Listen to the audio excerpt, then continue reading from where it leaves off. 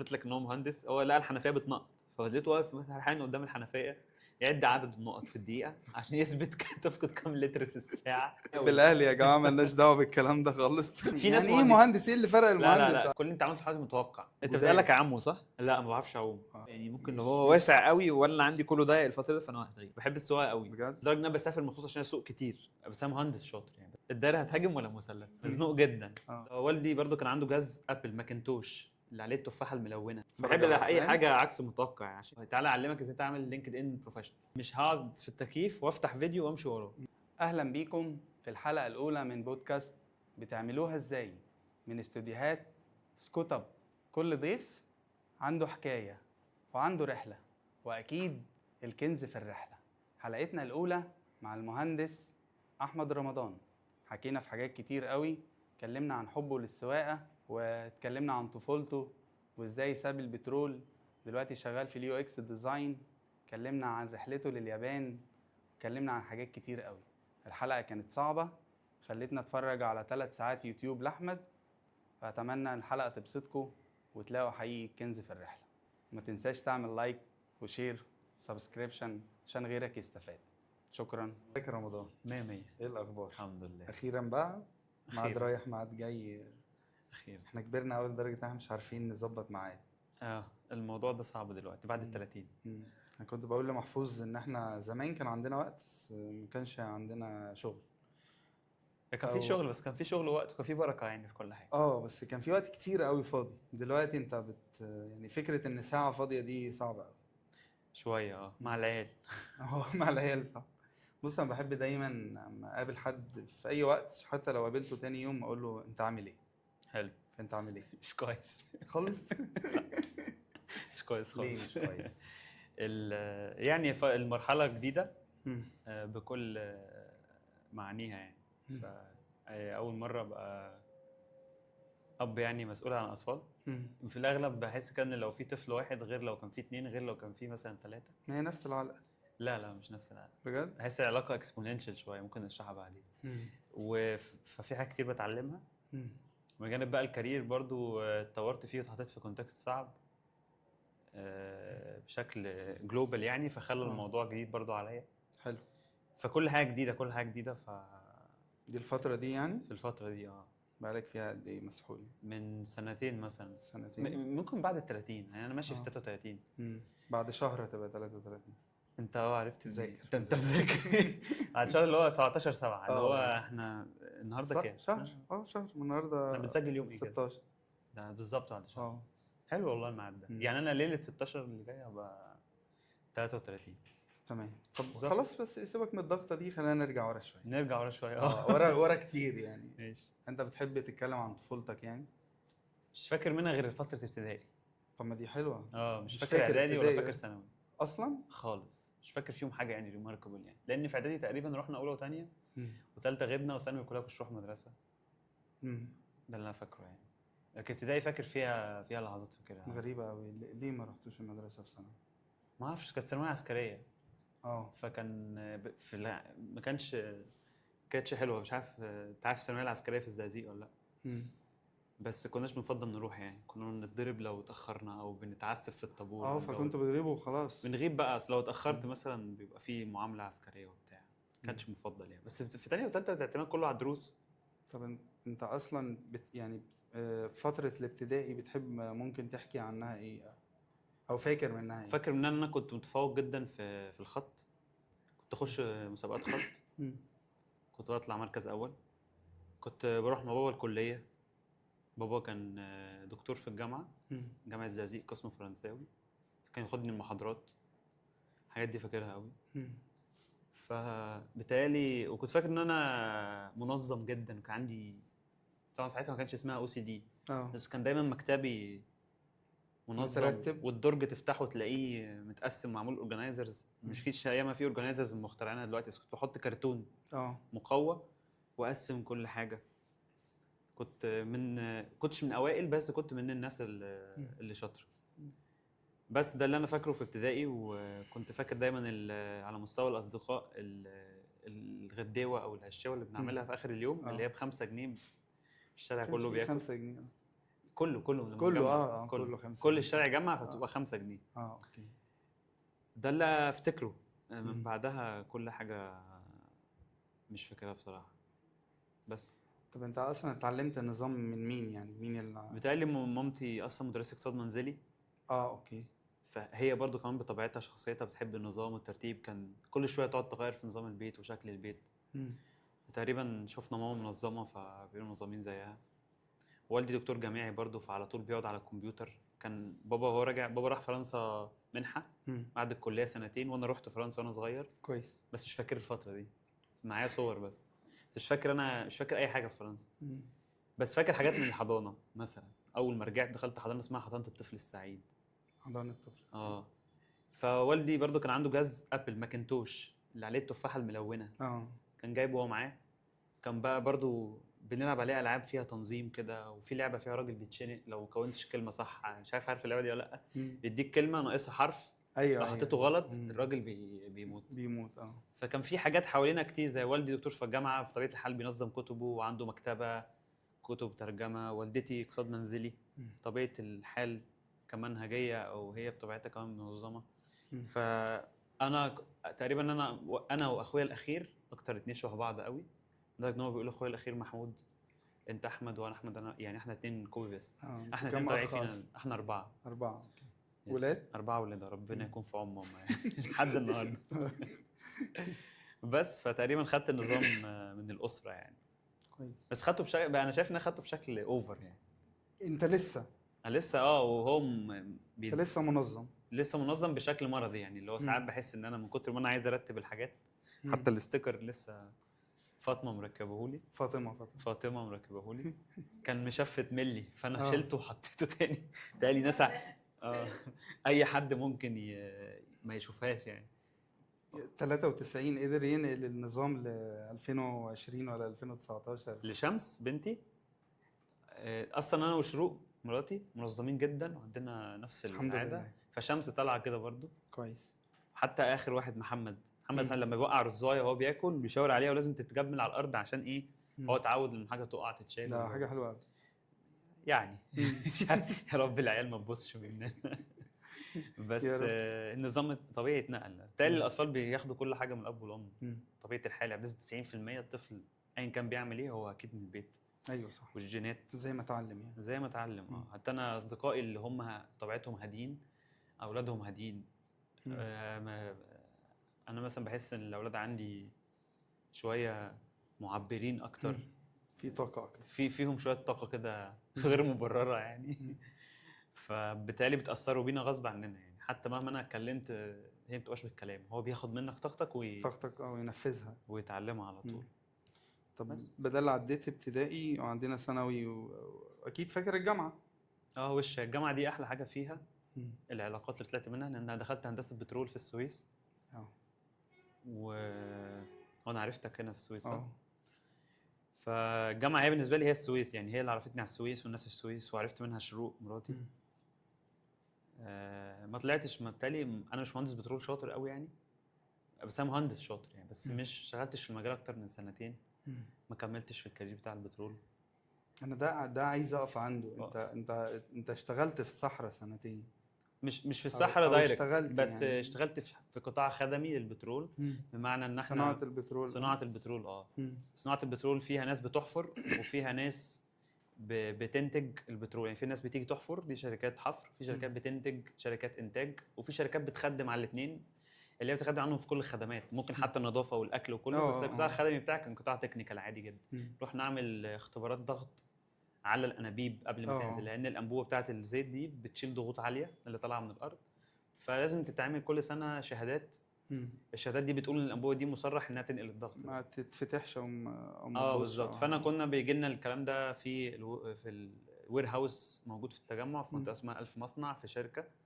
بنقعد نعمل الاختبارات بتاعتها والبس الافرول ونشتغل وكل حاجه، وبعد كده بنشحم المواسير يعني انا كنت بشتغل از ميكانيكي بالظبط. بس في جزء منه هندسي شويه. في الورشه فوق ببقى نضيف وبنزل تحت ننظف ونظبط ونحمل على العربيه احنا برضو مع العمال، والعربيه ترجع بقى شركه شلمبورجير او هاليبرتون او الشركات الكبيره في البترول، لكن ما اشتغلتش فيهم، اشتغلت في الشركه اللي بتخدم عليهم. طبيعه الحال بقى في حاجات ما ينفعش تيجي الوير هاوس، لازم تفضل في الفيلد. احنا بنروح بالعده بتاعتنا نعمل لها اختبارات هناك ونعمل الشهاده هناك وتتختم وتفضل في مكانها، لان تكلفه النقل ساعتها تبقى اكبر من تكلفه الاختبار نفسه، او مفيش وقت للنقل رايح جاي لان المعده اوريدي شغاله.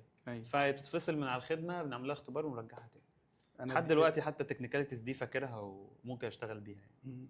ده الفتره دي انا عندي فيها سؤالين. السؤال الاول هو انت اخترت هندسه بترول بمزاجك؟ لا مفيش حاجه اخترتها لحد النهارده، حتى الكارير اللي شغال فيه حاسس ان هي توفيق يعني في كل حاجه.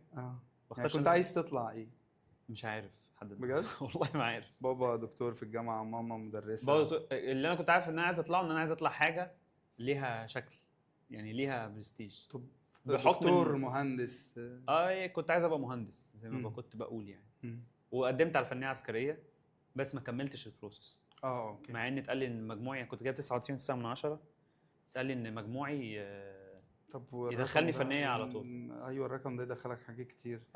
تجنبت فنيه ما اعرفش ليه على اخر لحظه، مش فاكر ليه. ما عنديش يعني، وحتى لو عندي ما عنديش لوجيك حتى اتكون حول الموضوع. هو انا لقيت نفسي كليه هندسه بترول كان ليها صيت وغنى زمان يعني. أيوة. الكلام ده 2011 لسه جديده ايام الثوره. والكليه ساعتها فعلا كان لسه ليها بفتره لان الكليه لحد النهارده عليها يعني خاصه بعد 2013 لما البروتوكول بتاع التعيين اتلغى. فالكليه فقدت جزء من مصداقيتها ككليه يعني، مش كناس او كده، لان الموضوع شائك شويه في الكلام عن الكليه.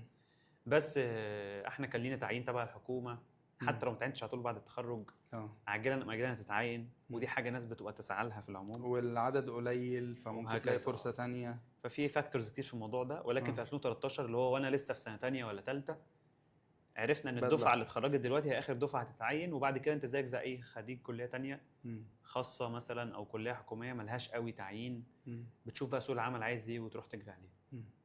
السؤال التاني، انت امتى كنت راجع وقلت انا مش لاعب خلاص، انا اوت، انا هستقيل واعمل شيفت كارير؟ ما هي دي المشكله، انا ما عملتش حاجه بمزاجي. هو انا كنت وانا في الكليه بسعى في حاجات جنب الكليه. طبيعه الحال يعني. وانا في الكليه كنت اتعلم ديزاين، وكنت بشوف ممكن اعمل ايه جنب الكليه، فبجوين ستودنت اكتيفيتي مثلا. ما كنت بجرب، ما كانش عندي خطه. يمكن الخطه دلوقتي ينفع احكي عنها وتبان خطه، بس هي مش خطه يعني. بس هي مش خطه، هي تجربه. هي تجربه يعني، بس هي الميتافور اللي في الموضوع ان انت ما بتعملش اللي المفروض تعمله. بتشوف ايه جنب اللي المفروض تعمله وتعمله، ومع الوقت تكتشف. بس في لحظه معينه وانت في التجمع راجع قلت انا مش. لا بالعكس، ده انا حتى كملت في البترول وانا اترفدت. ما اترفدتش. لا والله ما اترفدت. التعيين جه ازاي؟ مش احنا قلنا من 2016 ل 2018 كنت لسه في البترول. الفكره جت ازاي؟ انا عملت ورش خط عربي عشان كنت مهتم بالخط. تمام. من بعد ما دخلت التيمز بتاعت الميديا جوه الاكتيفيتيز، دخلت اناكتس، اتعلمت هناك تايبوجرافي وكاليجرافي.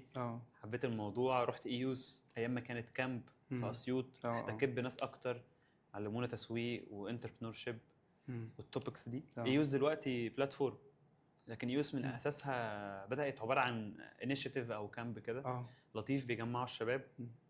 الله يبارك له يا مصطفى عبد اللطيف الفاوندر، من ساعتها وهو موجود في الصوره، وهو كان حريص ان الموضوع ده يتم يعني. اتعلمت هناك شويه حاجات لطيفه، رجعت بقى عندي الطاقه بتاعت ان انا اعمل ورش، ان انا عارف ادير ورشه واعمل فاسيليتيشن، لان هناك كانوا بيخلوني اتعلم حاجه ونعلمها. فلقيت الموضوع ده بالنسبه لي سهل قوي، بيس اوف كيك، على عكس ما في ناس بتخاف قوي من تجربه ان هو يقف قدام بشر وبتاع. لقيت الموضوع بالنسبه لي سهل يعني. بس خدته نيكست مايلستون بقى، اللي قلت تعالى نجرب. فرحت اعمل ورشه في الثانيه، في الثالثه، في الرابعه، في الخامسه. الورش ادتني اكسبوجر، عرفت ناس. الناس دي اوريدي عندها حياتها. في منهم ديزاينرز كانوا شغالين يو اي يو اكس، في منهم ديزاينرز كانوا شغالين جرافيك موشن. معيد الكليه ذات نفسه جاي لي بعد ما عملت ورشه بعد الكليه. فالاكسبوجر ده بقيت عارف تقريبا 250 واحد، كل واحد فيهم بحياته بقصته. في ديزاينر كانت معايا اسمها ساره مرعي، دلوقتي سابت المجال بتاعت اليو اي يو اكس، كانت شغاله في شركه اسمها ويب كيز. في 2018 قالت لي احنا بنعين، وانت كنت قلت لي لما كنا في الورشه انك محتاج تروح المجال ده يعني، فلو مستعد تعالى. قلت له مستعد، يلا بينا. وقدمت واتقبلت. حلو. بس القبول هنا كان بناء على حاجه ينفع نقول عليها خطه او فاكتور مهم، هو ان انا رايح معيش خبره في المجال، بس عرفت اثبت ان انا اعرف يعني اشتغل. ممكن اتعلم عن طريق الخبرات المشتركه يعني. شفت ايه المشترك بين التيبوجرافي وبين المجال الجديد، ووصلت ده كويس في الانترفيو مع توفيق ومع برضو موافقه الرؤيه اللي كان شايفها وليد فهمي اللي هو الفاوندر بتاع ويب كيز. اشتغلت، وخلال سنه تقريبا كنت شغال على اكونتس كبير قوي زي فوري، الجونه هوتيلز،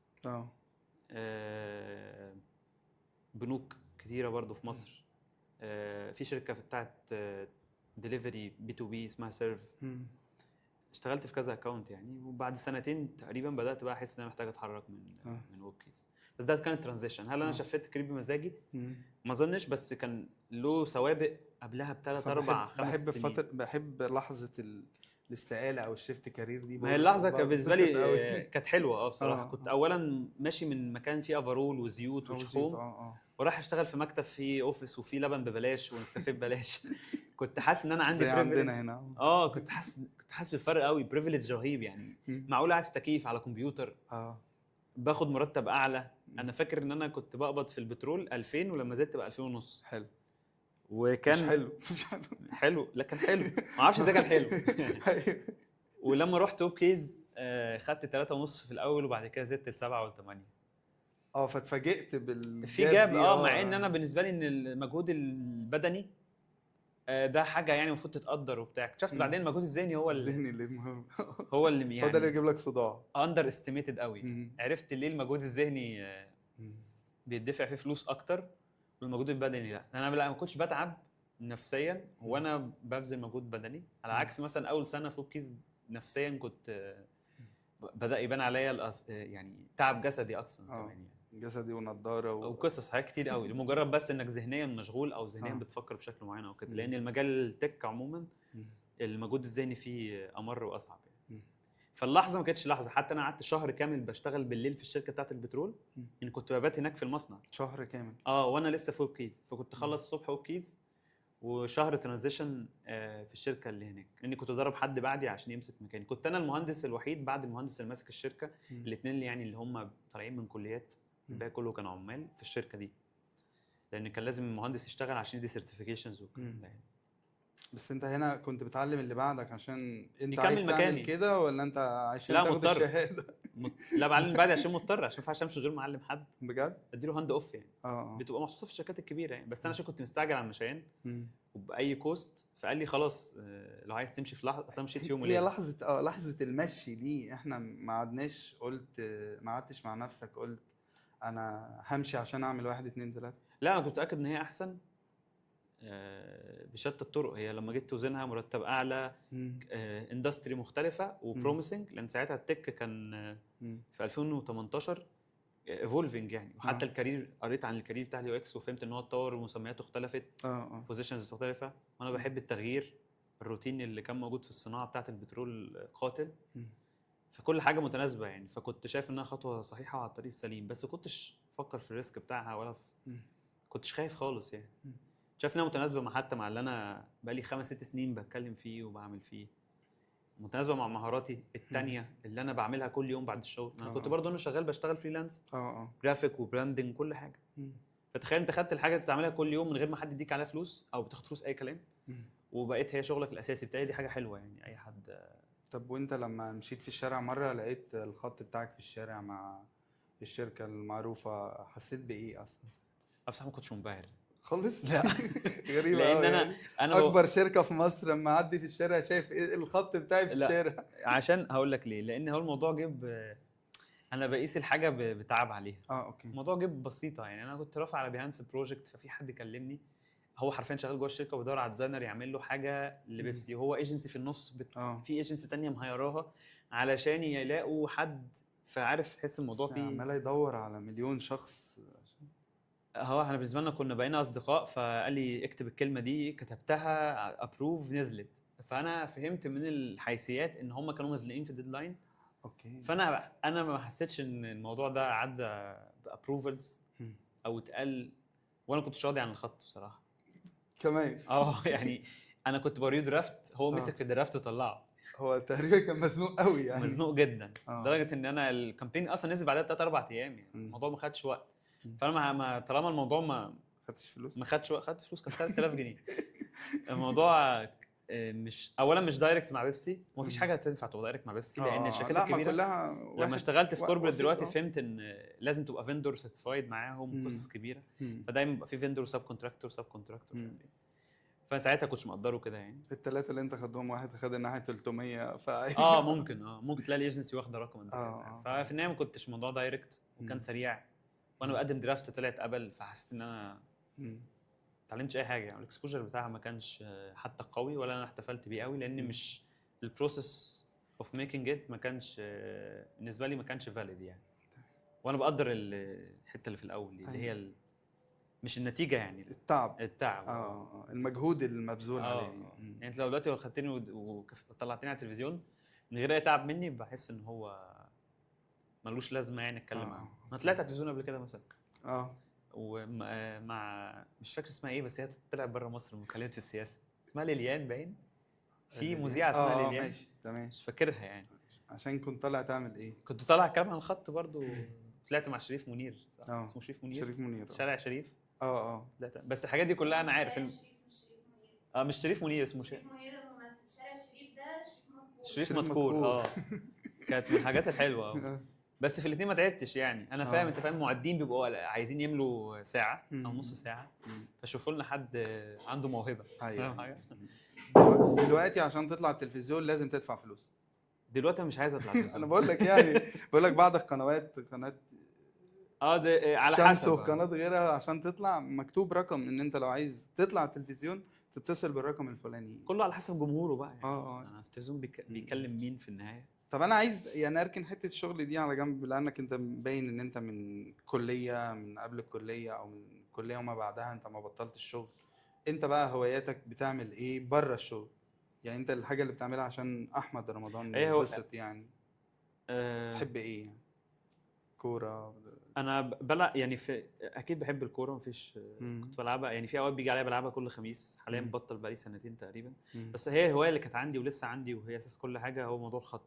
انا لحد دلوقتي بشخبط وبخطط وبحس ان الضغط بيطلع فيها. بحس ان ساعات برضو عندي حاجه اسمها هوايات مؤجله، يمكن لسه ما اشتغلتش عليها، بس بحس ان انا لو الصيد مثلا لما بدات اصطاد خلاص مسكت فيه. حلو. بس مشكله السويس انها بيقفلوا البحر في الفتره اللي فيها سمك.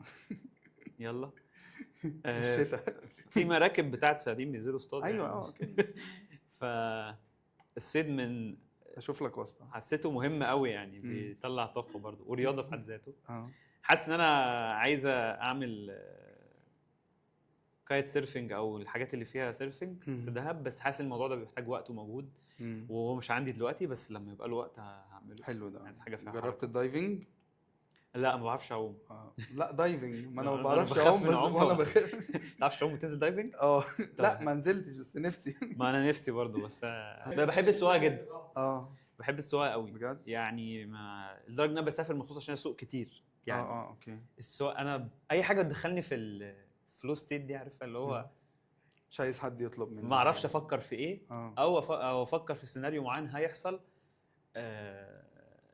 وابقى حاسس ان انا بتدرب عليه. يعني مثلا القعده دي انا اوريدي اصلا فكرت فيها وعملتها. حلو. فانا قاعد معاك دلوقتي بعيدها تعيدها، فانا مرتاح. بس اكيد ما كنتش مبسوط دلوقتي. مبسوط ليه؟ عشان انت قاعد معانا. اكيد طبعا. عملتها ازاي؟ عملتها في دماغي، قعدتها وكلمتها وتوقعت انت ممكن تروح فين وتجيبي منين. كل اللي انت عملته حاجه متوقع لحد دلوقتي، مش تقليل منك. يعني بطلع على ستيج مثلا واتكلم كويس، مش علشان انا بعرف اتكلم كويس، بس عشان انا قعدت شهر براجع كل السيناريوهات الممكنه من اول لاخرها وحفظتها. فلما بطلع ده مجهود على عقلك. مجهود بقى او مشكله يعني. ده ضغط على عقلك. لدرجه مره توقعت ان الميكروفون هيبوظ وباظ بجد. فقلت لا انا محضر كده. طب ما تتوقع ان في فلوس داخله علينا. لا اتوقع المتوقع يعني قصدي بقعد ريهرس كتير. حتى انا سايق كتير ممكن تلاقيني بقعد اتكلم في فكره او افكر في فكره واقعد احللها مره والثانيه والثالثه والخامسه والسادسه، فلما اطلع اشرحها تبان ان انت شارحها بمنتهى البساطه. ما هي فاهم. هو مش عشان انا جامد في الشرح، عشان بس خدت وقت اطول من الوقت الطبيعي اللي ياخده اي بني ادم في التفكير. في الطبيعي محدش هيهلك نفسه في فكره بدل مره 10 على مدار شهر عشان يطلع يشرحها في ساعه لحد اصلا مش هيدفع له. انا تقريبا مش هقدر اتكلم يعني عن شخصك اكتر، لانك انت بتربط كل حاجه بالشغل اكتر. يعني نفسي اسالك امتى بتوصل للسعاده؟ يعني تبقى مبسوط امتى قوي؟ والله ده سؤال صعب يعني. لا في اوقات بتمر على الانسان لحظات سعاده. قبل ما اتجوز كانت السعاده بالنسبه لي ان انا اطلع اللي عندي. بالتالي بعد ما اتجوزت الموضوع اختلف شويه، لان بقى في اطراف معنيه مني. بقيت بصراحه بنبسط قوي لما اشوف الاولاد قادرين يعبروا عن نفسهم. والسعاده دلوقتي بقت برضو في ان انا بالتالي انا من ساعه ما خلفت بحس ان العيال دي بتعري المشاكل. يعني فاهم قصدي؟ اللي هو هم يعملوا حاجه فانت تقوم مطلع حاجه، يا نهار اسود الموضوع ده المفروض ما يحصلش كده. زمان الواحد لما بيطلع حاجه غلط هو بيأثر على نفسه في وضع الاوتو بايلوت، مش واخد باله. اي ريسبونس غلط، هتدمن حاجه غلط، هتعمل حاجه غلط، انت طالعه في نفسك منك فيك، انت مش شايف. اول ما تطلع منك وتروح الحد ده يبدا ياخد ريسبونس معين، بتهيألي بتبدا تشوف اثرها عليه. فبتحس البتاع ده غلط، هو غلط ليه؟ تبدا بقى تقف كده تحكم على نفسك من بعيد، فتبدا تشوف المشاكل، لانك انت برضو المشكله اللي هنا انت اللي هتدور على حل ليه. لازم ادور على حل. فالاها مومنت بقى والساعه بتيجي لما تحط ايدك على مشكله وتسميها. ده حصل كتير ساعه ما اتجوزت.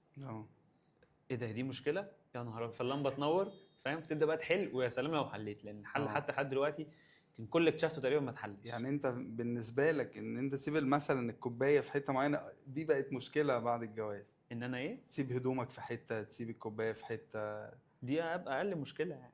المشاكل الاكبر ليها علاقه بالبيهيفيرز مع الاولاد. انت بتقول ان انت بتصحى بدري قوي، تنام امتى؟ متاخر الساعه، انا بنام النوم داخل في بعض متقطع يعني. بعد ما اشتغلت في شركه في قاره اخرى، في اليابان، فالفرق التوقيت 7 ساعات. اوكي. ده دلوقتي في الشتاء تقريبا بيبقوا 6. فالفرق ده من اوحش الفروقات، ل 6 ساعات. عارف لو فرق 12 ساعه عادي شويه. انت عندك فيكس تايم للشغل؟ المفروض من 4 5. بس 4 5 ايه؟ الفجر. اوكي. في الشتاء بيبقوا 3. بس هو بيبقى فيه فلكسبيتي شويه في الاول، يعني ممكن مثلا لو في ميتنج بقى الساعه 4، فمش شرط قوي من 3 4 تكون ريسبونسيف او موجود يعني. بتاخد اذنك او بتظبط الدنيا. بس انا في الغالب بشتغل من الساعه 4 ولحد مثلا 11 مثلا. بحس بقى 11 خلاص انا يومي بدأ نوم. عايز انام. فبتكتشف انت محتاج تفوق عشان تجيب حاجه او تروح تجيب من الحضانه او مش عارف. فببدا اكمل بوضع الزومبي شويه. انت عارف ان دي من المشاكل اللي شروق قالتها؟ ايه ده؟ ايوه مشاكل. ان النوم ملخبط. النوم ملخبط، ما هو من ساعه ما الشركه دخلت وهي مبوظه الدنيا. ومهما عملت روتين ما لان انت بص، انت بتحتاج دايما يوم واحد يبوظ عشان الاسبوع كله يبوظ. فاهم حاجه؟ انت لو بوظت يوم الاسبوع باظ. يعني انت لو انا عشان كده بخش يوم الاثنين مظبوط، ببقى شحنت في الاجازه خلاص، شاحن داخل الاثنين، بصحى بحس ان انا تمام وبعرف اكمل. يوم الثلاث بيبوظ كله بقى بيلحق نفس الدايره. فبقعد بقى لقط النوم بقى، يعني ساعه هنا وساعه، فيبان ان انا ملخبط او اخد نوم في وقت غريب من 3 العصر ل 8 بالليل. يبقى انت كده نمت الفتره اللي فيها الغداء واللي فيها الاكتيفيتي كلها واللي فيها النزول والطلوع، فاهم حاجه؟ وصاحي بالليل والمفروض تنام اصلا 9 ولا 10 عشان تصحى 4. فانا بفضل صاحي الساعه 1 وانام ساعتين 3 واصحى 4 واكمل اليوم. تنام 3 ساعات فتدخل الدنيا باظ. بس تقريبا برضو النوم ده عمل مشاكل برضو كبيره. يعني النوم في حد ذاته بيظبط كل حاجه. بس طب انت قلت ان انت مهندس 5 مرات واحنا قاعدين، هو انت عندك عقده المهندسين؟ بجد؟ والله بحس المهندسين. هي ايه العقده دي؟ لا من اوفر سينك كل حاجه، تفكيرنا ستراكشرد. ممكن انا بحس كده يعني. ليه يعني؟ في ناس ايه مهندس؟ ايه اللي فرق المهندس؟ لا في ناس مهندسين بس ما دخلوش هندسه. اوكي. فاهم حاجه؟ مش كليه هندسه. بس في ناس فعلا مهندسين بس ما دخلوش هندسه. في تفكير هندسه، تفكير لوجيكال شويه، اللي هو ادي الامور اكبر من حجمها.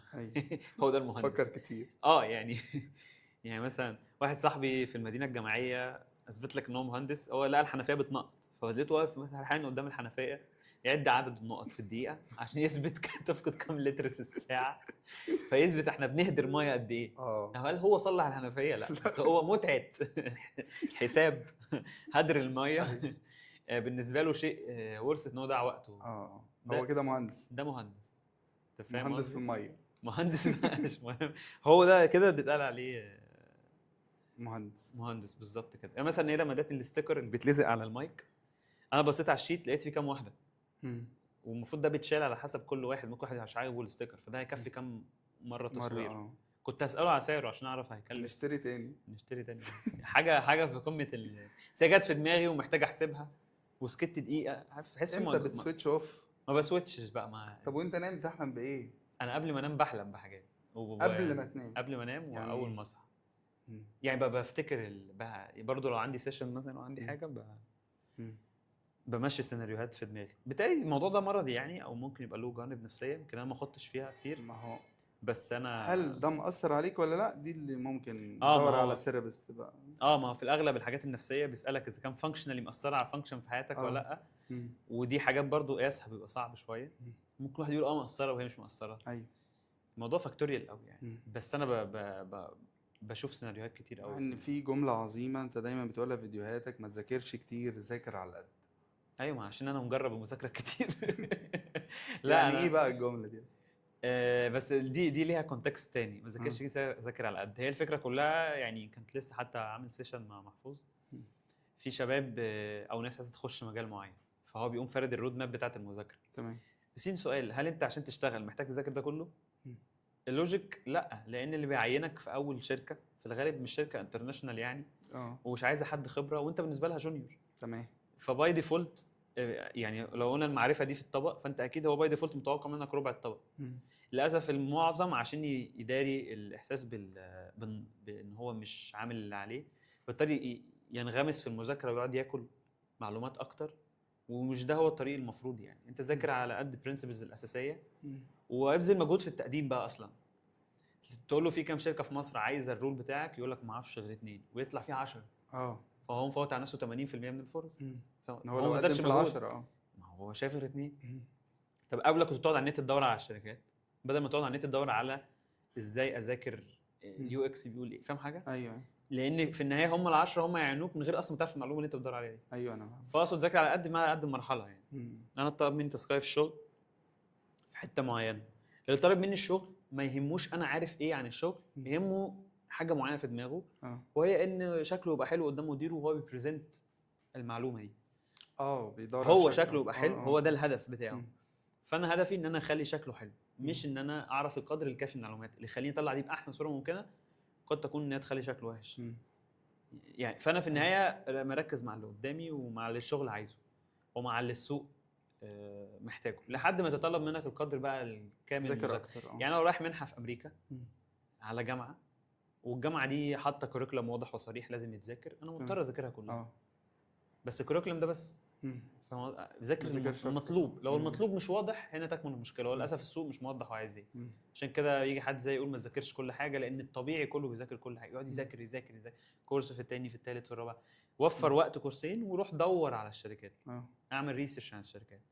هل هو شاف كل فاوندر للشركه اسمه ايه والايميل بتاعه ايه واللينكد ان بروفايل بتاعه ايه وعمل فولو لكل الشركات ولا لا؟ كل ده مجهود اصلا ما بيتعملش. بس شايف دلوقتي ان لازم كل واحد يبذل مجهود اكتر ان هو يظبط بروفايل لينكد ان ويظبط يبذل مجهود اكتر بعيد عن المذاكره يعني. سبيشال ان المذاكره سبيشال ان الرولز دلوقتي بتتغير. الاي اي دخل غير حاجات قوي في النولج، خل في الاكسكيوشن. فكده كده اصلا حتى اللي انت هتذاكره في الغالب اوت ديتد، لان دلوقتي بقى اصلا الجاب وسعت قوي ما بين اللي بيحصل وبين النولج اللي على الارض. الشركات نفسها الانترناشونالز مش ملاحقين على انهم يطلعوا حاجه اسمها برودكت ماركتنج، يعني يسوقوا لليوز كيسز بتاعتهم. الدنيا بتتحدث يعني. كلود ذات نفسها مثلا اليوز كيسز بتاعت كلود الناس مش ملاحقه تتعلم هو هيعمل ايه بكلود. فتخيل اكبر شركه في الاي اي مش ملاحقه تقول لك تعمل ايه بينا. ايوه. بالتولز بتاعتها. ففي جاب. فانت حتى لو ذاكرت كل حاجه انت ما ذاكرتش كل حاجه. ده وهم توهم بيه نفسك ان انت عملت اللي عليك. لسه في حاجات اللي انت محتاج تعمله هو ان انا ازاي الاقي شغل. والاجابه المنطقيه واحده من مكوناتها ان انا اذاكر. بس في 90 مكون تاني منهم ليستنج للشركات، ان انا اعمل لسته واضحه وصريحه ومظبوطه لكل الشركات وبره وجوه. ادرس الشركات. ادرس ده مجهود. ممكن تقعد اسبوع تذاكر شركه وتذاكر الفاوندر بتاعها وتشوفه رايح ايفنت ايه. فاهم؟ ابروتشنج بيدور على ايه. يعني ليستنج ده خطوه، ابروتشنج الشركات ده خطوه ثانيه، فولوينج الشركات ده خطوه ثالثه. فاهم قصدي؟ نتوركينج الشركات خطوه رابعه. نتوركينج معناه اشوف بقى ناس جوه ونتورك مع كل واحد. ايوه. تخيل الحاجات دي. عشان هو ده اللي ممكن يديني فرصه. كل ده ممكن ياخد 6 شهور شغل عشان تنتورك. ما هو مجهود. ما انا مش هكلم واحده قبله بكره. ايوه. ف6 شهور شغل ما لهمش اي علاقه بالمذاكره. ده كله ما اظنش ان حد بيعمله فاهم قصدي؟ دي جزء من الاخطاء اللي انت شايفها في السوق دلوقتي. مش اخطاء، يا ريتها بتتعمل غلط مم. او بقى بطريقه ما مختلفه، ما بتتعملش أصلاً. اصلا. لان محدش هيعلم حد ازاي يعمل ده. مم. مين هعلمك ازاي تعمل معلومه تكنيكال؟ مم. تعليم التكنيكال سهل واضح صريح بيتقاس، بتدوس هنا بتطلع هنا يطلع لك كذا، لكن مش هعلمك ازاي تعمل نتوركينج، صعب قوي. ايوه. ازاي تخلق فاليو لنفسك. لا دي صعبه. يس صعب، صعبه ما بتتقاسش، اي حد يعلمها لان ليها فلاتر كتير. يعني مثلا عشان حد يعلم حاجه زي كده اولا لازم يكون عملها، فهو لو ما عملهاش شكرا مش هيعلمها لي. تاني حاجه لازم يكون بيعرف يعملها حلو. ايوه.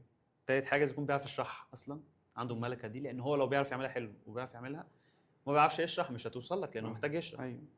رابع حاجه المفروض ياخد القرار اصلا ان هو يشرح، ان هو حتى لو بيعرف يشرح ما يكونش مش واخد القرار، مش عايز يشرح.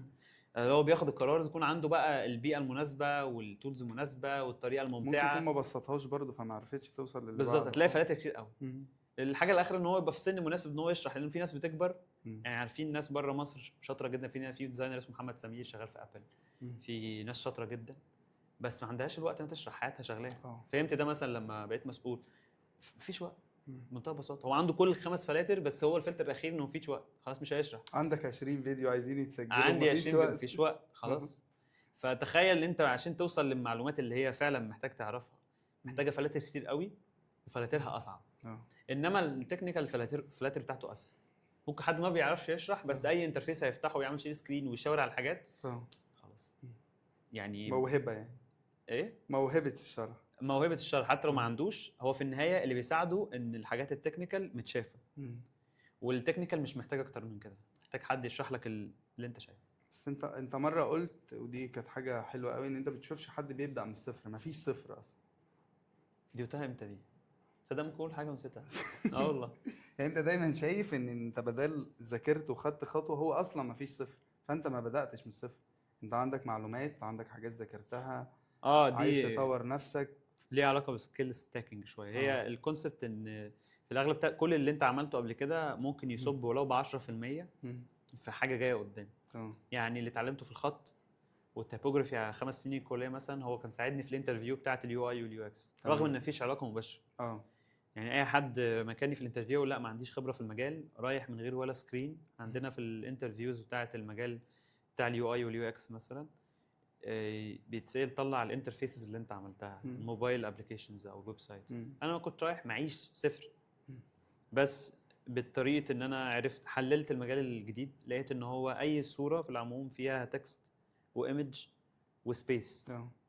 حتى البانر هو تكست وايمج وسبيس. وانا كنت اوريدي بعمل ده في التيبوجرافي والكاليجرافي، بمسك التكست واحطه في سبيس. معايا تلتين المعادله، فبما اني بعرف اعمل ده بشطاره يبقى اعرف اعمله هنا، بس هتعلمني شويه حاجات زياده انا مش عارفها. وانا جاي اشتغل ب 3000 جنيه ونص يعني شغلني يعني لان ما حدش هيقبل بده. لو انا عارف كل حاجه اكيد مش هشتغل ب 3 ونص. فانا عارف بالظبط الرول اللي انا رايح عليه. فده اداني الثقه والكوميونيكيشن المناسب ان انا اتعين. فاقصد ان كل اللي هتتعلمه في الغالب هيصب، بس هي مساله تواصل. يعني ازاي تفهم ان في علاقه بين الاثنين، وده صعب يعني محتاج برضو شرح اكتر. وازاي تعرف توصل ده بقى، لان برضو انت لو حتى لو فاهم ومش عارف تقوله مش هيوصل، وبالتالي فهمك من عدمه مش هيفرق يعني. طب برضو اللي هيرجعني لسؤال تاني، وانت بتعمل الشغل ده دلوقتي انت مبسوط احسن من الاول لما كنت بتشتغل في البترول او حاجه في الانبساط؟ يعني انت عامل حاجه بتحبها او اكيد. انا بتاعي لو كنت لسه في البترول كنت هبقى زعلان اكتر. انا دلوقتي زعلان بس مش زعلان اكتر.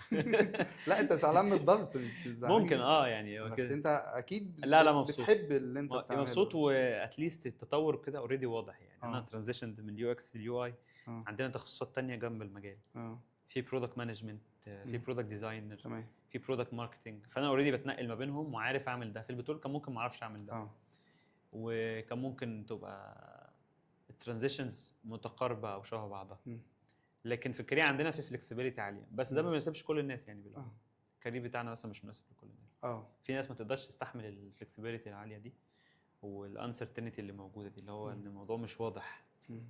لدرجه ان دلوقتي الرولز اصلا بقت داخله في بعضها، ما حدش عارف هو شغال ايه. ما ده يودينا للنقد. يعني في جمله دايما بقولها، يعني مسموح ان يتم نقدك بدل ما بيسقش لذاتك. انت بقى بتتعامل مع البروجكت اللي واحد يقول لك لا ده وحش نعيد من الاول ازاي؟ النقد بقى ما حد يرجع لك حاجه. هو زمان صراحه الموضوع ده بيضايقني انا شخصيا. بحس ان شغلي بتاعي فكان انا شخصيا كنت ده بتهز. برودكت رايح لعميل، العميل يبقى راضي. لا دلوقتي الموضوع بقى اسهل. لما دخلت الصناعه بتاعت اليو اكس فهمت على مستوى التعامل، فهمت حته البيرسوناليزيشن دي، انك تفصل ما بين الشغل وبين نفسك. كويس. فاصلا انا شغلي مش بتاعي، فاهم حاجه؟ شغلي نتيجه مجموعه مش بتاعي. بتاعي انا حرفيا. أيوة حرفياً. نتيجه عوامل كتير، نتيجه انبوت جاي لي من البرودكت مانجر اللي فوقيا مثلا، نتيجه انسايت معين جاي من السوق، نتيجه التول اللي المفروض عليا، نتيجه حاجات كتير. او هو مش بتاعي، حتى لو طلع مش بتاعي. ففي النهايه هي بروسس، انا بعمل اوتبوت بطلعه، وكده كده هيجي لي عليه فيدباك. فدلوقتي حاليا ما عادش الموضوع فارق معايا. في عزله تامه ما بين شغلي وما بين شخصيتي. انت اللي طالع ده مش بتاعي يعني. طب هو وحش جدا ماشي، ايه المشكله؟ اعدله ازاي؟ اغيره ازاي؟ بس دلوقتي بقى عندي اهم حاجه مانجينج اكسبكتيشنز، تايم اند ايفورت. يعني انت خلاص ده ازاي واخلصه امتى؟ يعني دي اهم من الشغل ده وحش ولا حلو. طب الشغل مع الاجانب واليابانيين وخاصه أحسن الوصول من للبرفكشن تعمل فيها ايه؟ هي الثقافه مختلفه، فهم متعودين على يعني انت فتحت اي موقع ياباني دلوقتي هتقولي ايه ده؟ الدوشه دي. هم عينيهم كده. هم بيعرفوا يشوفوا وسط هم الدوشه. شايفينها كده. احنا متعودين على حاجات شكلها حلو، منظمه وبتاع. قليله. انت فتحت موقع راكوتن موبايل، الشركه اللي شغال فيها اسمها ايه؟ راكوتن موبايل. شركه راكوتن زي امازون كده بس في اسيا. راكوتن موبايل بقى هي شركه الموبايل اللي مشتقه من الشركه دي. فهتحس ان هو موقع اطفال كويس، في رسومات ودباديب وبتاع مش عارف. ده هو ده موقع لليابانيين. انت فاهم؟ فطبعا دي نقطه عندهم دايفرستي او حشو كده للانترفيس مختلف. زمان اول ما رحت كان عندي اللي هو انا مينيمال، السبيسز واسعه وبديفند الموضوع وخلاص. بس انا اكتشفت ان ده مش في مصلحتي ولا في مصلحه الشغل. ده الشغل بتسلم والفيدباك سايكلز بتطول، وبقعد اقول ده الصح واليو اكس بيقول طز في اليو اكس وطز في الصح. انت في كونتكست وسوق، شوف السوق عايز ايه، وطالما بتديليفر وطالما بينزل، دي اهم حاجه. وانا جوه سايكل يعني. انا ديزاينر بخدم بيزنس. البيزنس هو اهم فانكشن فيهم كلهم. طالما البيزنس مبسوط واتعلمت، طالما فلوس داخله خلاص، وطالما اللي انا بعمله مش مربوط بالفلوس بطريقه مباشره، يبقى انا ما اتكلمش. اول ما اعرف اربط الناس دي كلها هتسمعني.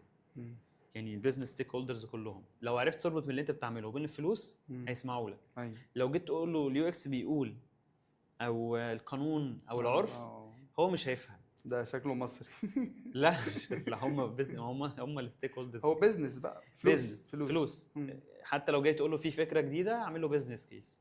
قول له السوق ده حجمه 2 مليار، اللي اكبر 3 بيلعبوا فيه ماسكين 1.5 مليار، نكمبيت مع اول واحد اللي ماسك نص مليار. هنلعب بالطريقه الفلانيه دي عشان نعمل كذا. الثلاث طرق دول هيوصلونا لكذا. اتكلم بالفلوس. هي دي الطريقه، والطريقه دي صعبه قوي على الديزاينرز. اول حاجه ما عندوش تكنيكال نولج بتاعت الفلوس، ما اتعلمناهاش. تاني حاجه الكلام بالطريقه دي يحتاج وقت ومجهود، وانا اوريدي محشور بعمل سكرينز. مفيش وقت ابص على الارقام، لان انا مش هبص على الارقام كامل فراغ. محتاج افتح داشبوردز، اقرا سوق. ما دي شغلانه اصلا حد تاني، الاناليست او البرودكت مانجر. فتخيل انت عشان تعمل ده اصلا تحتاج تسيب شغلانتك او تشتغل شغل جنب شغلانتك عشان تقدر تقنع يعني. فهو الموضوع مش صعب، عشان اللي هو اتكلم بالارقام، الموضوع يبان سهل. هو صعب. اتكلم بالارقام يعني هفتح، يعني انا هسيب الديزاين وافتح حاجات اطلع منها ارقام عشان افهم الارقام، وبعد كده اتكلم بالارقام. الموضوع صعب. طب دلوقتي انت اصلا لما بتذاكر في شغلك ولا بتدور على حاجه جديده؟ انا لسه مش شغال يو اي اكس مثلا طبيعه الحال. دلوقتي بقيت اذاكر المطلوب. يعني على قد المطلوب. يعني مثلا الموضوع رايح لحاجه جديده هناك اهي، بذاكرها وبعمل حاجه اسمها ماركت ريدنس كده، بقرا السوق كل شويه. دي اكتر حاجه بعملها على طول. بفتح الشغلانات او البودكاست اللي ليها علاقه بالسوق بتاعي. السوق انا اقصد بالتك اندستري يعني، بسرش عن الناس بتتكلم في التك اندستري، واشوف كبرات بيتكلموا عن الرولز الجديده اللي هتفتح شكلها عامل ازاي. في رول اسمه جي تي ام، جو تو ماركت انجينير. ده رول جديد هيفتح انترسكشن ما بين البرودكت ومش عارف السيلز والماركتنج والديزاين والبيزنس، مش عارف. حلو، ده انترسكشن ما بين حاجات انا اوريدي كنت بعملها. طب يا ترى هل انا لو عرفت الحاجه الثالثه اللي انا ما اعرفش عنها اقدر اربط بينهم، اقدر اروح على الرول الجديد ولا لا؟ هو ده اللي بفكر فيه. ماليش دعوه بقى انا بعمل ايه، بس انا لي دعوه بالماركت رايح على فين، وانا دلوقتي ممكن اروح للحته دي في المكان اللي انا فيه ازاي. الحمد لله مفيش شيفت كارير جاي. لا في، ما انا يعني مش شيفت كارير، هو شيفتنج رولز يعني. شيفتنج. انا بالنسبه لي شيفتنج كاريرز مش الكلمه الصح، هي اسمها كارير ايفولف. يعني انت بتيفولف حاجات، انت الكارير بيتطور او بيكبر او الدايره بتوسع او بتانترسكت، لكن هو مش شيفتنج. يعني شيفتنج كارير ده لما انا ابطل الشغلانه دي واروح افتح مزرعه. فاهم قصدي؟ يعني فعلا شفت كارير. حتى انا بالنسبه لي ما شفتش كارير من هندسه لتك. 3/4 المبادئ اللي بفكر بيها في التك هي المبادئ اللي كنت بفكر فيها وانا مهندس. بس دي حاجه بس الكونتكست مختلف، البيئه مختلفه، هناك هناك فيزيكال، هنا ديجيتال. بس نفس حلول المشاكل هي نفس الكوميونيكيشن واحد. المبادئ الهندسيه واحده، البروبلم سولفنج واحد، والروت كوز. المكنه لما يعني ضغط البريشر، واعمل بريشر تيست، المفروض اطلع 4000 بي اس اي وهولد عليه 10 دقائق وبعد كده ريليس، يبقى كده الانبوبه تمام. طب لو انا طالع 4000 وفجاه نزل 200 يبقى في ليكج، هل الانبوبه مش تمام؟ لا، ما ممكن يكون المكنه نفسها بايظه. يعني المكنه نفسها فيها ماسوره فيلت، هي الماسوره ماسكه بس المكنه نفسها لا برفع بيها بريشر فيها حاجه فك الضغط. فاول حاجه نروح نعملها نكشف على المكنه تمام. ده بنعمل ايه؟ بنعزل الماسوره ونكشف على المكنه هولد، يبقى اروح ابص على الماسوره. ده لو ما فيش حاجه فيجوالي في الماسوره باينه. انت فاهم؟ فالروت كوز اناليسيس انا بروح اشوف ايه الروت كوز بتاع المشكله، ما اقعدش اجري ورا نفس الكلام بيحصل في مجالنا في اليو اكس. بنمشي بنفس الطريقه، هي نفس مبادئ التفكير. لازم لما اكلم مهندسين بكلم ديفلوبرز، وبدل ما اكلم مهندس اللي فوق اللي بيستلم مني وبيحسب الحسابات بكلم بتوع الفاينانس. ما حسيتش ان هو شيفت كارير يعني. بس لما رحت تتعامل معاهم ازاي مع اليابانيين؟ بصراحه الموضوع ده مش تحدي كبير، لان معظم اليابانيين بيشتغل معاهم اوريدي بيتكلموا انجليزي وعندهم انترناشونال بيسموها كومبلاينس. يعني هم اوريدي متعرضين لسوق عالمي، فبرضه بتحسهم كل اي حد ايا كانت ثقافته متعرض لسوق عالمي بيبقى واخد كده طباع معينه بتخليه يتعامل مع كل الناس بسهوله. فانا ما اتعاملش مع اليابانيين الكور اللي هم الكور، لان دول اصلا لما جيت اتعامل معاهم لسه كنت في ميتنج امبارح، ميتنج كله ياباني في ياباني، بيتكلموا ياباني مش فاهم اي حاجه بس لازم اكون موجود. عندي بي او سي حد بينوب عني بيتكلم ياباني في التيم بتاعي، بيقول انا عايز ايه منهم. كويس وماليش دعوه. بس انا شايف البرزنتيشن اللي انا عاملها، شايف كل حاجه بس مترجمه ياباني. هو بياخد منهم الابروفل ويرجع لي يقول لي موافقين على كذا مش موافقين على كذا. ولكن هم بروسيس اورينتد، ودي حاجه احنا مش متعودين عليها. لو عايز تعلق بوستر في المكتب فرضا له بروسيس. تقدم ريكوست للامن، وتقدم ريكوست للليجل، وتقدم ريكوست مش عارف لكام حد كام ديبارتمنت وتحصل عليها. تعالى علق هنا براحتك اللي انت عايزه. هنا في اي مجال تشتغل فيه لو جيت عندك بوستر هتعلقه، محدش يقدر نخرم في الحيطان. بس ده في كونتكست شركه برضه كوربريت، شركه كبيره. لان لو اي حد علق اي حاجه، انت في جنسيات مختلفه، ثقافات مختلفه، ديانات مختلفه. فانت ما تضمنش ايه اللي هيتعلق ومكتوب فيه ايه. وبيراعي العادات والتقاليد بتاعت كل الناس قبل ما يراعي حتى التكنيكاليتيز المكتوبه فيه. ده غير ان في حاجات بتبقى كونفيدنشال جوه التيمز ذات نفسها. في تيم ممكن بيبقى بيعمل حاجه ما ينفعش كل التيمز تعرف عنها. فمش الموضوع بيبقى معقد لدرجه تفوق دماغ يعني اي حد ان هو يفكر يشتغل ازاي. طب والرحله الاخيره غيرت فيك ايه؟ لا ما غيرتش حاجه. اقنعتني ان اليابان دي بلد ما يتعش فيها ولا كانت تتزار بس. ايه ده بجد؟ ازاي ليه؟ هي عشان هم بعد الساعه 6 مفيش حاجه تتعمل واحنا متعودين. لا انا عايز اعيش هناك، بحب قوي اروح اصحى بدري وانام بدري. لا كويس. ما انا بتكلم دلوقتي ممكن اريتاير هناك عادي. لكن دلوقتي صعبه يعني بالاولاد وكده. ما اظنش ان هي حاجه لو انت في العادي هتفكر في حاجه من اتنين، يا هتشتغل هناك يا تقعد هنا بما انك تسال عن اليابان يعني.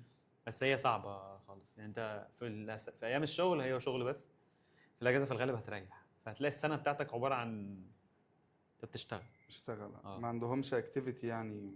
في البيئه هناك تساعد، بس انت ما ينفعش نتجنب فكره ان انت اتعودت هنا على حاجه.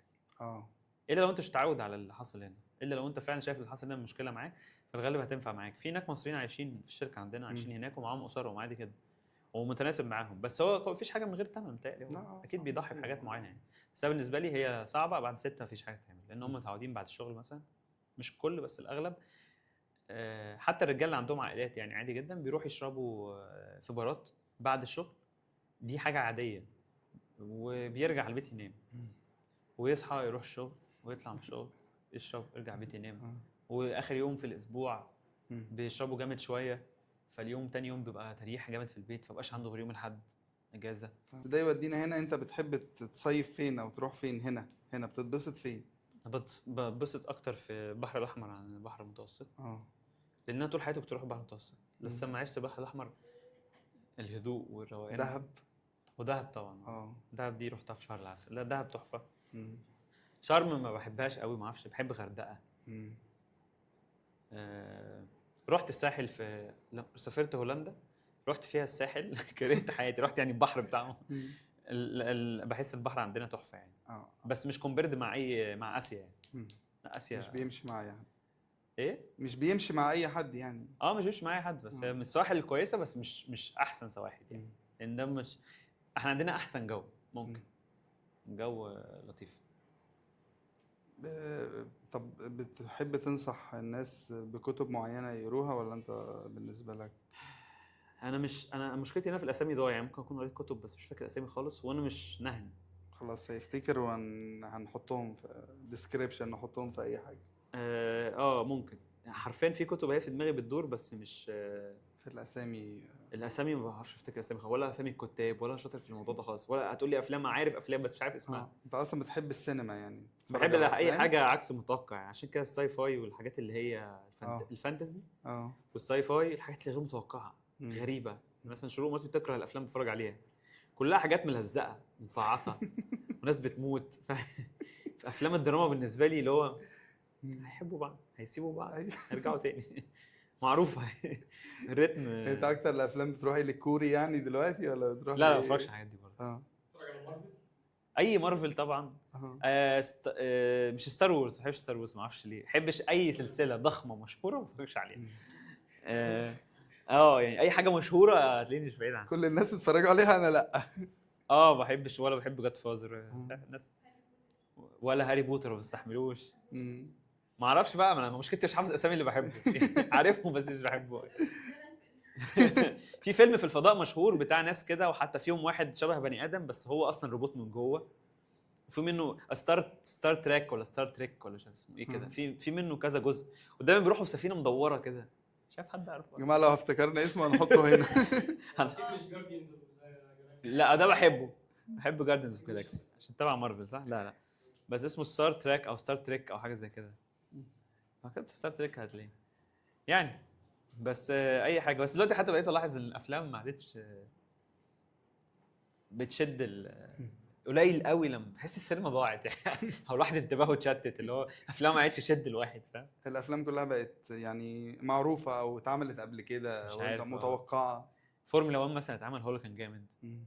ايوه اسمه ستار تريك فعلا. ستار تريك صح؟ مم. ستار تريك. ده كان في منه كرتون زمان. ستار تريك ده انا شفته كتير، ما اعرفش بحبه على ايه، مع انه انا عارف ان هو مش احلى حاجه، بس هو في جزء اهبل كده.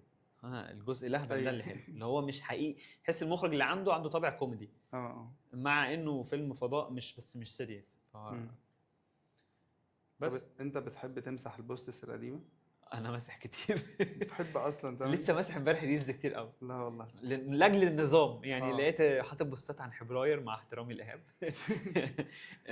فحاسسها مش مناسبه قوي للاكونت يعني. مع اني بحب الخط، بس الخط ساعتها كان واخد وضع مختلف، ودلوقتي وضع اختلف. لا انا هشيل البوستات عشان طب مش امسح بقى البيج بتاعت رمضان استوديو. لا هي بقت ليجاسي بالنسبه لي. بمسح بوستات وبعمل حاجات برايفسي لاجل النظام بس، مش اكتر يعني. للنظام بس، لاجل ان هي يعني ممكن لو هو واسع قوي وانا عندي كله ضيق الفتره دي، فانا هغير حاجات غريبه يعني، غريبه جدا. زي اللي يروح انا اروح اعمل شاي، ارجع في ايدي مكنسه وجروف، نسيت الشاي. انا حاطط كوبايه نسكافيه بقالي يومين، كنت اصلا بعملها ونسيبتها. عارف اللي انت انا رايح الفيس ارجع بلغي بوست، رايح اعمل شاي. معلش انت راجل بتشتغل فمخك مشغول دايما، بقى هنعمل ايه؟ مضغوط. مش عارف. لا انا متاكد ده مرض، مش حاجه طبيعيه يعني. يمكن حد يتفرج على الحلقه ويبقى عنده حل. هيقولوا لك هتلاقي حاجات كتير. انا حد يعني عارف الاي دي اتش دي والاي دي دي والاو سي دي واللي مش عارف ايه كل هذا الهلك اللي بص محتاج. هو الامراض بعد ما اسمها اتغير بالانجليزي وهي باظت. انا شايف كده، وشايف ان الواحد عشان يفهم الموضوع ده، انا بقيت كريتيكال، اللي هو الحكم في الموضوع ده صعب، محتاج وقت ومجهود ونسبي، محتاج ترايل ايرور كتير، هي رحله يعني. تشجع الاهلي ولا الزمالك؟ زملكاوي يعني عشان ابويا زملكاوي، بس انا مش بتاع كوره قوي. بس في الاغلب ما بحبش الاهلي، بحب الزمالك عشان بحسه. ما بحبش الاهلي. ما بحبش الاهلي، بحس الزمالك يعني في الطبع بتاعي. انا بحب الاهلي يا جماعه، مالناش دعوه بالكلام ده خالص. ماشي. بس الزملكاويه تحسهم دايما بيعافروا لما بيكسب. انت تحسه بتحب المعاناه، انت بحب كده المعاناة. بتحب المعاناه. مشكله في كده، زملكاوي تحسه بيتعب في انت حياته. عارف الناس دول بيعملوا ايه في كاس العالم؟ بيشجعوا اي فرقه ضعيفه. يعني البرتغال بتلعب مع حد هيشجع التاني، انا بعمل كده يعني. البرازيل بتلعب مع حد هيشجع التاني. بتشجع السنغال لما كانت بتلعب مع فرنسا ماشي اوكي، ده افريقي اوكي ماشي عشان يعني. أفريقي. ماشي يعني. ما بحبش فرنسا فعلا، ما آه. بحبش المانيا خالص. مع الارجنتين ميسي المفروض يطرد، جاب هاتريك في الاخر. ايوه صدق، نفس عندك صح، عندك حق. مم. بشجع الجانب الاضعف. اللي بيعاني. طيب احنا بنتكلم عشان انا عارف الوقت بيسرقنا، اتكلم عن المهارات الناعمه بقى اللي انت عن بتقول. المستقبل. عن المستقبل. انت شايف، انا مش عارف ليه انا عمال اقول الجيل الجديد الجيل الجديد مع اننا صغيرين شويه، بس فعلا في ناس لسه صغيرين لسه إيه؟ صغيرين قوي بقى، أنا- لسه طالعين للسوق انت جداد. بتقولك يا عمو صح؟ طيب انا عايز اقول لك في ناس شغاله هنا ممكن يقول لك يا عمو. على السلم مره كنت طالع شايل شام في ايدي، بيقولوا حاسب بس عمو يعدي. مش كده، الواحد بعيش جواه طفل كده، عمو ايه انا ما لحقتش عيش طفولتي. شكلي صغير بس الواد كبرني. مش عارف، انا مش هاجزم بحاجه، بتهيألي صعب قوي الواحد يجزم بحاجه، حتى انا لسه في فتره استكشاف كبير. بس تحديات كتير قوي، استكشافات كلها يعني. دلوقتي خلاص انا خدت خطوتين ورا، خلينا نستكشف بقى، فاهم؟ زمان كان الواحد بيبقى سيرتن قوي ومتاكد وكده يعني. المهم طبعا الواحد بيحب يتكلم عن حقائق ويجيب ارقام وريبورتس مش عارف عشان يبان الكلام صح، بس هو ده فعلا موجود.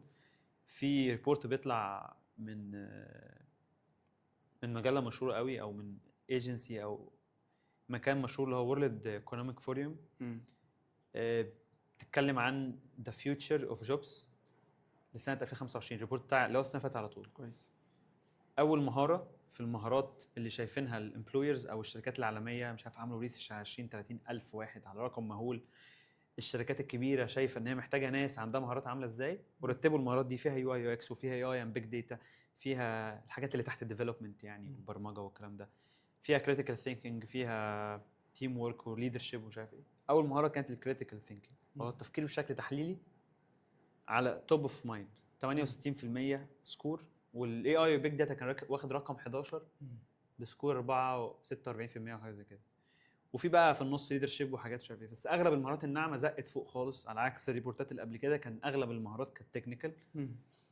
فبما ان الاي اي داخل يعمل ديستربشن في الحته بتاعت الاكسكيوشن، بقى التحدي كله في اي حاجه فيها هيومن كونكشن.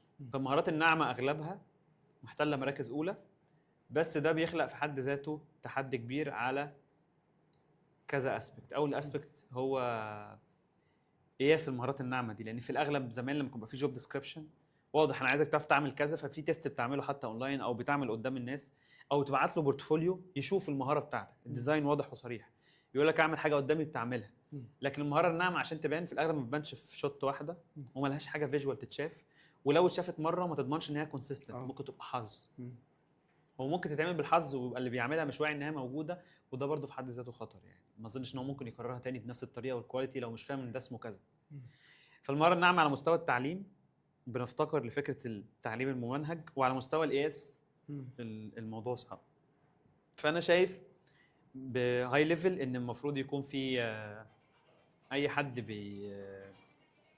بيحاول يديوكيت او بيربي الجيل الجديد بالناس اللي بتتعلم، اللي هو الستارت ابس اللي شغاله في الادتك مثلا. في ستارت ابس كتير زي كنون اكاديمي حتى بتعمل كده، مناره بتعمل كده. في ستارت اب في مصر مش فاكر اسمها، سبرينتس تقريبا. الشركات اللي بتجهز الورك فورس او الناس اللي هتتعلم الفتره الجايه هم مشكورين، بيحلوا مشكله كبيره صعب تحل حتى بشكل منفرد، لازم حكومات وخلافه. محتاجين برضو يشوفوا الكوريكولمز بتاعه المهارات الناعمه دي تتحل ازاي، بس هي الحته دي محتاجه R&D، محتاجه ريسيرش، لان هي ملهاش منهج، ومنهجها دلوقتي بقى يقتصر على حاجات بدائيه او تاكتيكال قوي. يعني لو تعالى اعلمك ازاي تعمل لينكد ان بروفيشنال، هي دي حاجه تاكتيكال قوي. الاساس فيها هو ازاي كوميونيكيشن، او ازاي تبيلد براند مثلا لنفسك وخلافه. عشان كده مشهور دلوقتي موضوع بيرسونال براندنج، وكله مشهور حتى من انشيتيفز صغيره، من اشخاص، من شركات، الماركتنج ايجنسيز عامله نفسها بيرسونال براندنج. الموضوع مش ممنهج، ملوش كيفيه على عكس الحاجات التكنيكال. والناحيه الثانيه ان على المستوى الفردي يبقى فاهم ان الحاجات دي مش وان شوت، ومش بتتشاف على يوتيوب، وما بتتعلمش الا لو انت فرضت على نفسك كونتكست مشابه للكونتكست اللي انت هتشتغل فيه بعد كده. فلو عايز اتعلم كوميونيكيشن بتشوف هو بعدين بتعمل فيه ايه. الكوميونيكيشن يعني انا بتعامل مع بني ادم، خلاص يبقى انا دلوقتي لازم الاقي كونتكست شبه اللي انا اروحه واتعامل فيه مع بني ادم. مش لازم اعلمه نفس الحاجه ومش لازم اوصل له نفس الحاجه، بس هتليست في بني ادم لازم صعب. اتعب شويه يعني. لازم اتعب شويه. مش هقعد في التكييف وافتح فيديو وامشي وراه. مش هتعمل كده. هتشيل اللاب وتشوف بني ادم، لان هي في الاغلب كلها عايزه بني ادمين. فانا رايي ان هم دول اهم مشكلتين، ولو هنضيف عليهم مشكله ثالثه تبقى اسم المهارات الناعمه ذات نفسها. لو جبت لك حاجه ناعمه جدا، هات البزازه دي كده بس من غير الاسم ما يبان. دي حاجه هارد صح؟ ليها شكل ولون. وجبت لك حاجه ناعمه، مش عندك سلايم بتاع الاطفال، عندك فله، ماشي هتوصل الفكره. اوكي هاتي ورقه، هاتي كيس. ايوه هاتي العلم، بلاش العلم. مصر. اي ورقه، في اي ورقه هتوصل صح؟ ممكن حلو ده. دي مش ناعمه قوي يعني، بس يعني النعومه هنا في فكره ان هي سهله تاخد اشكال مختلفه. انت مين فيهم تقدر تعتمد عليه في العموم؟ اللي واخد شكل ولون وسوليد واقف كده، ولا مهاره ما لهاش شكل ولون تتغير وصعب تقيسها؟ يعني دي حجمها سهل قوي اقيس بمسطره دلوقتي، لكن عشان اقيس دي الموضوع ممكن يبقى صعب. اقصد في شكلها الحالي مش بعد ما افردها يعني. ده غير ان بعد ما افردها ممكن ما تفضلش على شكلها، ممكن تتطبق، لكن دي تاخد وقت صعب قوي على ما تعمل. فاحنا زي كده شكل مثلث ودايره، مين فيهم قادر على التحمل او الهجوم؟ المثلث ولا الدايره؟ لو انا المثلث ده على حسب هيستحمل ايه. ما انا بقول لا خلينا نقول مين فيهم قادر على هجوم، يعني عمليه هجوميه. عمليه هجوميه الدايره. الدايره هتهاجم ولا المثلث؟ مثلث عشان الشارب ايدجز اللي فيه. اقصد ان الشكل والاسم. انا كنت فاكره يصد يعني. لا انا فاهم قصدك. ممكن انه قادر على الدفاع which is actually soft skills بتعمل كده. يعني انت بتهجم بالتكنيكال، soft skills اللي بتشيلك وبتكمل معاك الكارير. بس اللي اقصد فيه ان حتى اسم الحاجه، شكل الحاجه بيأثر على البرسبشن بتاع الناس عليها. فلما اقول لك في مهارات ناعمه قشطه هي مش مهمه. يعني لو ايه يعني ماشي حاضر هبقى اركز فيها، حاضر هبقى اتعلمها. لكن بقول لك في مهارات تكنيكال، مهارات صلبه، هارد سكيلز لازم تتعلمها، لا دي اساسيه. مع ان الاثنين اساسيين يعني، وانت داخل مجال محتاج يبقى عندك حاجه اسمها ريزيلينس عشان تعرف تكمل اصلا. محتاج تبقى عارف تستلم فيدباك، بيسموها فيدباك ريسبشن، عشان تعرف تستلم فيدباك. ما انت لو ما حدش علمك ازاي تستلم فيدباك هتخيش من اول فيدباك هتقع. ودي او تاخد فيدباك اصلا كتير قوي في الاول. يعني في مهارات اصلا محتاجها في الاول ناعمه اكتر من الهارد، زي الفيدباك ريسبشن، لان انت في اول حياتك فيدباك كتير، على عكس مثلا لما تتطور الاكسبرت. دي عشان ممكن اعلق عليها بس الحاجه، هو المهارات الناعمه الناس لازم تفهم ان انا لازم اتعلمها في كل وقت، طول الوقت، مش وقت طول معين. الوقت. التكنيكال اوكي، لو انا شغال تكنيكال يبقى انا لازم اعرف عن الآلة دي بطريقه معينه، ادرسها، اعرف اشتغل عليها ازاي كده. بس كل اللي بعد الشغل على الآلة ما هو محتاج مهاره ناعمه. موازي. موازي. يس. عشان كده حتى المجتمع الجديد او الانيشيتيف دي اللي انا عاملها مسميها المهارات الموازيه. بمعنى ايه؟ ان كلمه ناعمه ليها عكس. في ناعمه وفي صلب، وبتانديكيت او بتدي بيرسبشن في دماغ اللي قدامك ان دي اقل درجه. النعومه اقل درجه من الصلابه في العموم. لكن التوازي من عدمه هي صفه يعني اوبجكتيف قوي. حاجه غير موازيه مش مشكله، وحاجه موازيه مش مشكله. في النهايه انت تقدر، مفيش حاجه جريد بتاعها اعلى من التاني. لكن في النعومه والصلابه الموضوع كان صعب. فبحس ان التسميه في حد ذاتها كان ممكن تبقى مشكله، وده انا من اساس المشكله. انت عارف اصلا المهارات الناعمه اتسميت على اي اساس؟ على ايه؟ تقريبا في حرب العالميه الاولى والثانيه. كان مش فاكر الهيستوري قوي وما رجعتش الحته دي قبل ما اجي لك، بس احنا مذاكرينها كويس يعني. كان في مهارات صلبه للجنود which الهارد سكيلز، يعني اللي هي النشان الضرب، التصويب ومش عارف ايه. المهارات الناعمه هي المهارات مالهاش اي علاقه بالخشونه دي. زي ان هو يشتغل مع جنود، ان هو يبقى موجود في تيم وهكذا. فالمهارات جت التسميه من حاله من الحرب. حتى الهيراركي اللي في الشغل، المدير واللي تحتيه وده فوق ده وده جاي، هيراركي عسكري جدا. احنا خدنا هذه التسميه. المشكله الاكبر بقى ان التكنيكال سكيلز ليها اسم ولا اسمين ومعروفه وواضحه وصريحه وينفع تقيسها ومش عارف ايه. تيجي على المهارات الناعمه في 1000 واحد حاول يسميها، يعني وبتتطور وبتزيد. ففي هيومن سكيلز وسوشيال سكيلز ونون تكنيكال سكيلز ومش، فحتى هي مهارات لما كل دول بيسموها، طب ما نسميها احنا كمان. يعني واضح ان في مشكله في الاسم، فناخد اسم ونكمله. جايز المشكله في البرسبشن بتاع الاسم، والمشكله في ان هي هيومن، معنى كده ان الثانيه نون هيومن. هيومن برضه. وهتعمل ايه بقى طيب لو انت رحت لواحد بتاع سيلز، بتاع السيلز ده اساس اهم مهاره عنده صلب شغله ايه؟ كوميونيكيشن. والكوميونيكيشن اصلا مهاره ناعمه، بس هو في الكيس دي مهاره مش ناعمه، لان هي هارد كور، هي الكور بتاع شغلانته. فاهم حاجه؟ فبقت مهاره ناعمه، بقت مهاره صلبه. ما هي انا كمان، احنا دلوقتي انت لو مش متعامل كوميونيكيشن هتاخد اصلا الاوردر من الراجل اللي شغال معاك ازاي عشان تنفذه تكنيكال مثلا. بقى تكنيكال بالظبط. فهي بمنتهى البساطه ما هم لا يقلوا اهميه عن بعض، هم بيشتغلوا مع بعض بالتوازي. لما تتعلم الاثنين بالتوازي بنفس الاهميه، لما تطبق الاثنين بالتوازي، ويكاد يكون الثانيه بنفس الاهميه. وكل دلوقتي بقى بيتكلم ان الرهان على المهارات الناعمه مش على التكنيكاليتيز، لان الاكسكيوشن الجاب بتاعته بقى بتقل. ده كله بيراهن كده. انا شايف ان الدنيا برضه هتتغير اكتر، ما اعرفش يعني، ما ينفعش رهان يبقى على ده وخلاص، واضح ما فيش حاجه ثابته. بس دلوقتي فجاه الموضوع بقى رايح على اتيتيود. اللي قدامي بيتعلم بسرعه ولا لا، بيعرف ما يتعلمش بسرعه ولا لا، يعني يعرف يسيب. يعني انا ضحيت بحاجات انا عارفها عشان اتعلم حاجات جديده، محدش السكوب بتاعه ده مليان. في ناس ما تعرفش تعمل ده، يفضل ماسك ريجيت في اللي هو متعلمه. دي مهاره ناعمه اللي هو بيسموها ليرنينج وان ليرنينج. ان ليرنينج اهم، لان انت بتكتشف ان كل يوم محتاج تضحي، ولما بتضحي ده بيبقى جزء من يعني نفسك. تخيل انت مساحه بتضحي تاريخك في الكتابه لاجل حاجه جديده، مع ان بس تاريخك في الكتابه ده كون شخصيتك وشكلك قدام الناس. محتاج اضحي في فيجما، واللي انا اتعلمته في فيجما والابديتس بتاعت فيجما، مع اني ديزاينر في الاساس وبعمل سكرينز. محتاج اضحي كل ده عشان اخش حاجه جديده ماليش سمعه فيها، مش مهم. مغامره هي ريسك كده. تحب اصلا مغامره؟ بصراحه لا، مين يحب المغامره؟ نفسي اريح بس مجبر يعني. لا مجبر. انا بحب التغيير بس مش بشكل مغامر يعني. ما اظنش المغامره ايه السؤال اللي انا ما سالتوش؟ احنا نروح امتى؟ لا قربنا. ايه السؤال اللي انا ما سالتوش؟ ما هو ده السؤال اللي ما سالتوش. مش عارف. مش انت قعدت تتخيل هو السيناريو كله؟ يمكن سالت هتتكلم شويه مثلا عن توقعت ممكن تتكلم عن العيله، عن الاطفال، عن الاولاد، بس يا بلاش يعني موضوع بيرسونال. ما انا يعني بس توقعت ما تسالش عن اولاد. ايه السؤال؟ مش شرط تساله يعني.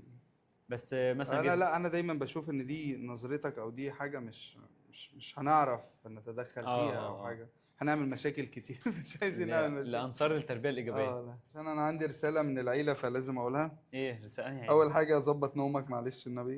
حاضر. ماشي. وسع خلقك شويه. قلت لها ده خلق الرجاله كله. بص، لا هي الشروق بتقول لك ان انت مهم جدا، وان انت اساس البيت، وان كل الشغل والضغط اللي انت فيه انت متقدر جدا، بس حاول تخفف الضغط عن نفسك لنفسك يعني. انت خدت منها كلمتين دول؟ صدقني ده عشان نخرج النهارده يا اكيد بتثبتني ولا حاجه؟ لا اكيد دي رساله. لا عادي، شروق هتفهم. انا بصراحه اتبسطت جدا، واتمنى ان انت تكون اتبسطت. وانا عايزك تطلع لنا كتاب كده خلاصه 5 سنين. انت اكيد اتعصرت في 5 سنين. انت موقف بقالك 5 سنين قلت لي؟ اكيد في كتاب. في كتاب صح؟ في الدرج. اسمه ايه؟ مش تقول اسمه؟ لا كتاب شعر في الدرج، مش عايز يطلع. انا مبسوط. عايز ممكن نعمل ريفيرس الحلقه دي يعني. ممكن انا اعمل معاك انت حلقه عادي. ماشي. اي وقت يعجبك. انا عاكس. انا هقعد هنا برضه. حبيبي.